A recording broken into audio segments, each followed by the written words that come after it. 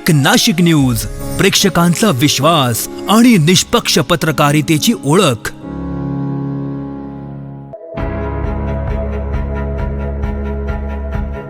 युवा सेना प्रमुख तथा शिवसेना नेते आदित्य ठाकरे यांच्या वाढदिवसानिमित्त युवा सेना जिल्हा समन्वयक रामदास अहिरे यांच्या पुढाकारानं व आयोजनातून नाशिकमध्ये 17 वर्षांखालील मुलामुलींसाठी जिल्हास्तरीय बास्केटबॉल स्पर्धेचं आयोजन करण्यात आलंय।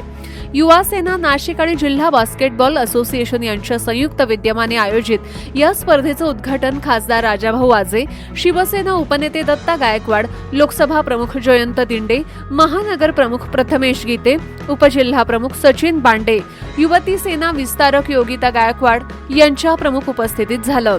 स्पर्धेत मुलांचे 28 आणि मुलींचे 16 असे एकूण 44 संघ सहभागी झाले असून पुढील 3 दिवस JMCT कॉलेज नाशिक इथे सामने रंगणार आहेत।